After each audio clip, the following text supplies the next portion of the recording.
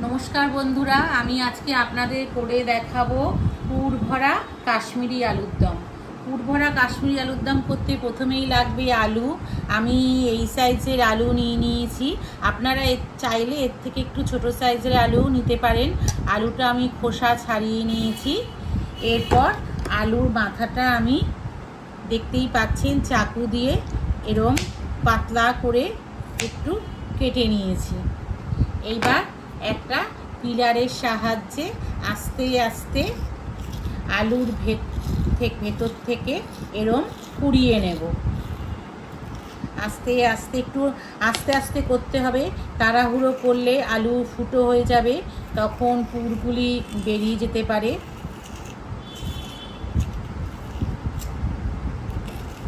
এইভাবে হাতের সাহায্যে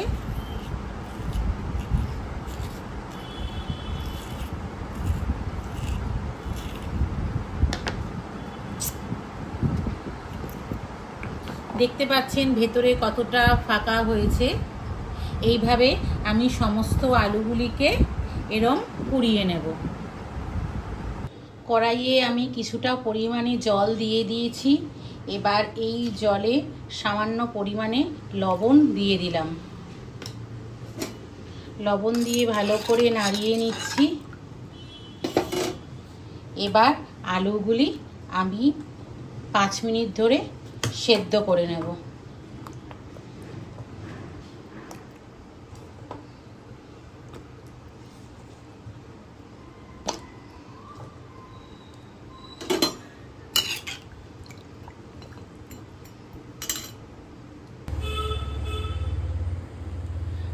5 মিনিট ধরে আমার আলুগুলি সেদ্ধ হয়ে গেছে। এবার এই আলুগুলি একটা পাত্রে তুলে রাখবো। এবার আমি পুরটা তৈরি করে নেব। এই জন্য কড়াইয়ে আমি কিছুটা পরিমাণে সাদা তেল দিয়ে দিলাম। তেলটা দিয়ে ভালো করে নাড়াচাড়া করে নিচ্ছি।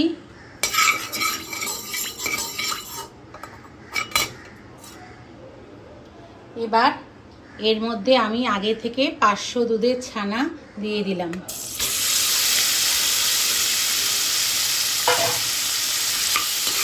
ছানাটা দিয়েও ভালোভাবে নাড়িয়ে নিচ্ছি।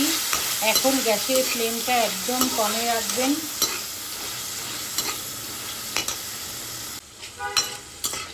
এবার এই ছানার মধ্যে আমি দিয়ে দিচ্ছি সামান্য পরিমাণে হলুদ, কিছুটা পরিমাণে ধনের গুঁড়ো, স্বাদমতো লবণ আর কিছুটা চিনি দিয়ে ভালোভাবে ছানার সাথে মিশিয়ে নিচ্ছি।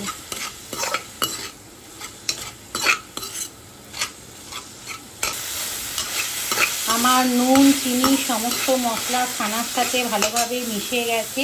এবার এর মধ্যে দিয়ে দিচ্ছি কিছুটা পরিমাণে নারকেল কোড়া। নারকেল কোড়া দিয়েও ভালোভাবে মিশিয়ে নিচ্ছি। নারকেল কোড়া দিলে টেস্টটাও খুব ভালো হয়।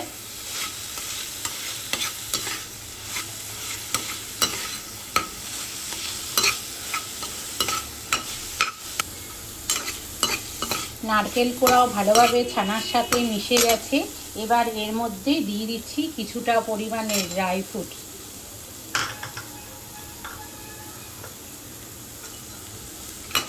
ড্রাই ফ্রুটটাও সমস্ত কিছু ভালো করে মিশিয়ে নিচ্ছি। এবার ওপর থেকে দিয়ে দিচ্ছি কিছুটা গরম মশলার গুঁড়ো।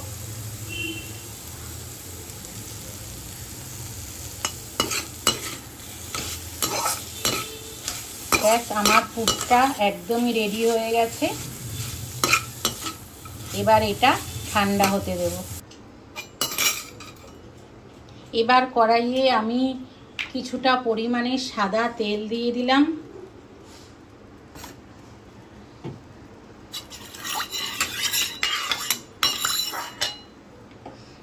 তেলটা আমার গরম হয়ে গেছে। এবার এই তেলে আগে থেকে হালকা সেদ্ধ করা আলুগুলি ভালো করে ভেজে নেব।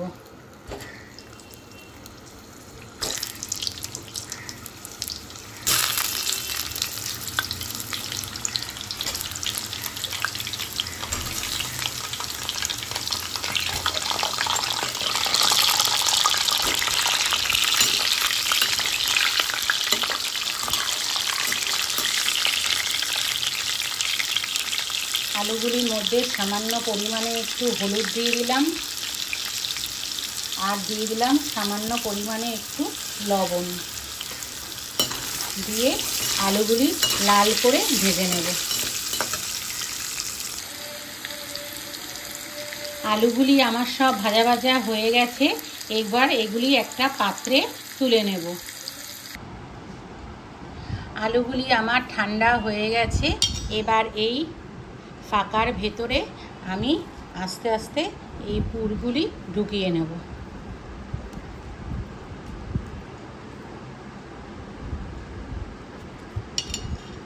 আঙ্গুল দিয়ে আস্তে আস্তে সমস্ত পুরগুলি ভালো করে ঢুকিয়ে নেবেন।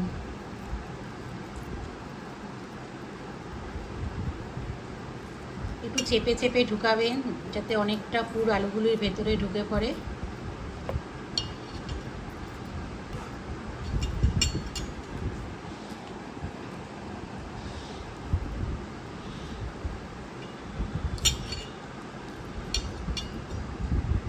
এইভাবে সমস্ত পুরগুলি আলুর ভেতরে ঢুকিয়ে নেবেন। আমার সমস্ত আলুগুলির ভেতরে পুর ঢুকানো হয়ে গেছে। এবার গ্রেভির দিকে যাওয়া যাক। আলু ভাজার তেলেই আমি গোটা জিরে ফোড়ন দিয়ে দিলাম, আর দিলাম কিছুটা এলাচ আর দারচিনি। ফোড়ন দিয়ে ভালোভাবে নাড়িয়ে নিচ্ছি।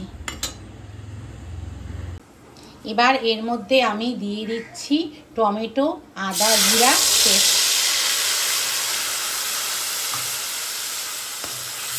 পেস্টটা দিয়ে ভালোভাবে কষিয়ে নিচ্ছি।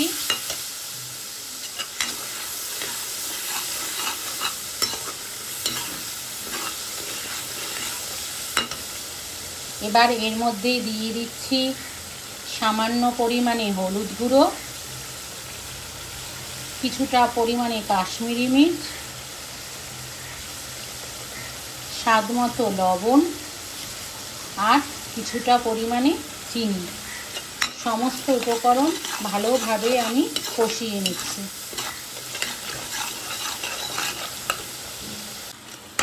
আমার সমস্ত মশলা ভালোভাবে কষা হয়ে গেছে, দেখতেই পাচ্ছেন ওপর থেকে তেল বেরিয়ে গেছে। এবার এর মধ্যে আমি এই 10-12টা মতো কাজু বাদাম বাটা দিয়ে দিলাম। এটা দিয়েও ভালোভাবে সমস্ত মশলার সাথে মিশিয়ে নিচ্ছি।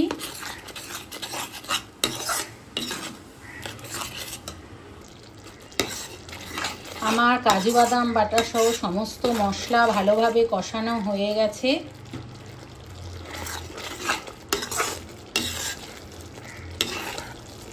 এবার এর মধ্যে আমি আন্দাজ মতো একটু জল দিয়ে দিলাম।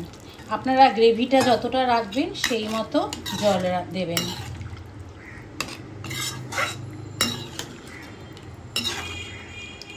ঝোলটা আমার ভালোভাবে ফুটে গেছে। এবার এর মধ্যে আমি আস্তে করে আলুগুলি দিয়ে দেব।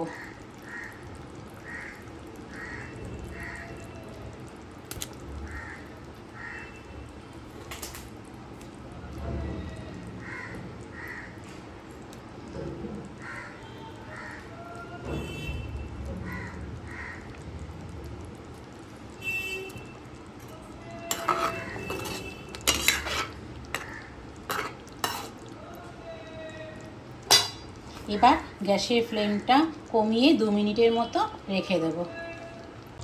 আমার পুর ভরা কাশ্মীরি আলুর দম একদমই রেডি হয়ে গেছে। এবার আমি ওপর থেকে কিছুটা পরিমাণে শাহি গরম মশলার গুঁড়ো দিয়ে দিচ্ছি।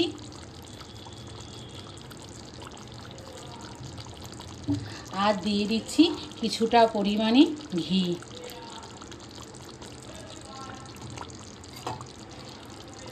দিয়ে ভালোভাবে হালকা করে নাড়িয়ে নিচ্ছি। আজকে আমার পুর ভরা কাশ্মীরি আলুর দমের রেসিপিটা যদি আপনাদের ভালো লেগে থাকে তাহলে চ্যানেলটাকে please like share and subscribe করে দেবেন। সবাই ভালো থাকবেন, সুস্থ থাকবেন। দেখা হচ্ছে অন্য কোনো ভিডিওতে।